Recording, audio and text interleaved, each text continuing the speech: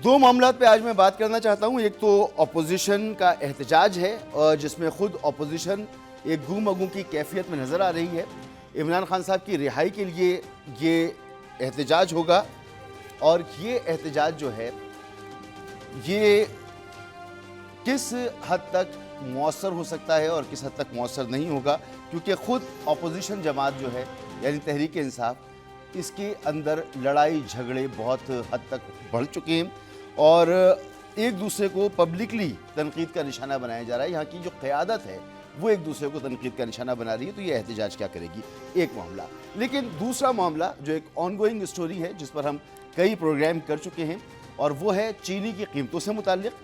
चीनी की कीमतें इस वक्त तकरीबन 200 रुपये में चीनी एक सारिफ को मुयस्सर है और ये चीनी की जो एक्स मिल प्राइस है बढ़ने के बाद, बहुत बढ़ने के बाद ये 165 है। हालांकि ये ज़्यादा प्राइस है, इसमें भी 50 रुपये कम होने चाहिए, 125 से 130 रुपये की चीनी होनी चाहिए थी। लेकिन हुकूमत ने एक फ़ैसला किया था, एक ऐसा फ़ैसला किया जिससे आवाम को अरबों रुपए का नुकसान हुआ, मुल्क को अरबों रुपए का नुकसान हुआ और कुछ लोगों को इससे अरबों रुपए का मुनाफा हुआ। ये एक ऐसा मामला नहीं है कि कोई IMF की पाबंदी थी, ये कोई क्लाइमेट चेंज का मामला नहीं था, ये मामला था खुद काबीना के अंदर अप्रूव की गई एक पॉलिसी का मामला जिसने अवाम को और मुल्क को एक भारी नुकसान पहुंचाया। एक ऐसा नुकसान जो 1972 से लेकर आज तक कौम को साल 2 साल के बाद पहुंचाया जाता है। गुज़िश्ता दौरे हुकूमत में यही हुकूमत जो इस वक्त हुकूमत में बैठी हुई है, कल अपोजिशन में जब ये थी तो ये तनकीद का निशाना बनाती थी।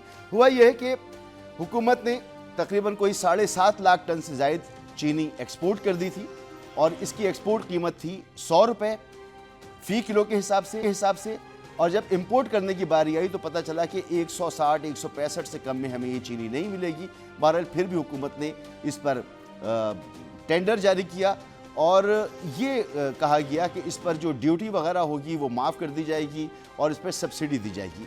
IMF ने कहा कि जी ना आप ड्यूटी माफ़ कर सकते हैं ना सब्सिडी माफ़ कर सकते हैं, तो अब ये फैसला भी वापस हो गया। इस फैसले के बावजूद भी उस टोले को जो मुबैना तौर पर फ़ायदा उठा रहा है उसको फ़ायदा होना था, लेकिन अवाम को कुछ रिलीफ मिल सकता था, तो अब अवाम को रिलीफ नहीं मिलने जा रहा। चीनी के मामले पर अवाम को कोई रिलीफ नहीं मिलने जा रहा। ये हुकूमत इस काबिल नहीं है कि अवाम को इस पर रिलीफ दे सके। चंद सवाल थे वो मैं आज आपके सामने रखूंगा जिसके जवाब हुकूमत से चाहिए होंगे और उसके बाद हम जाहिर सी बात है अपोजिशन का जो एहतजाज है वो एक इम्पॉर्टेंट मामला है उस पर आएंगे।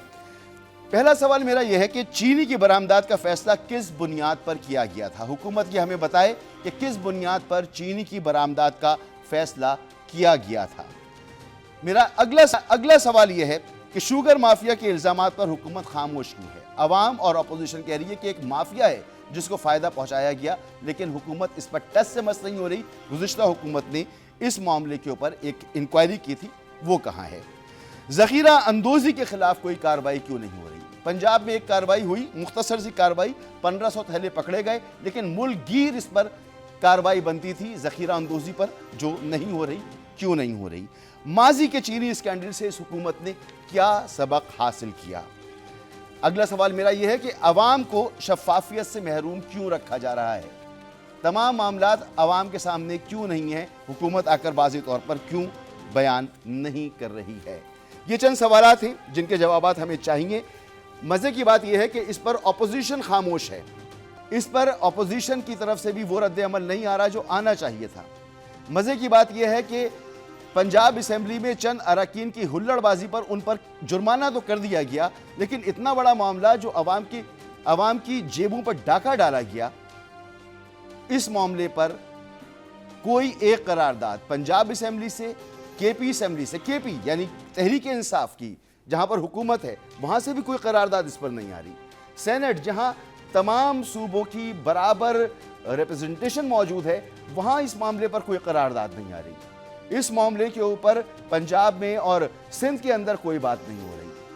तो ये इतना बड़ा स्कैंडल, इतना बड़ा मामला, ये सरफे नज़र हो गया और मामला क्या ज़ेरे बहस है कि किस जमात के अंदर क्या हो रहा है, जेल के अंदर क्या हो रहा है, जेल के बाहर क्या हो रहा है।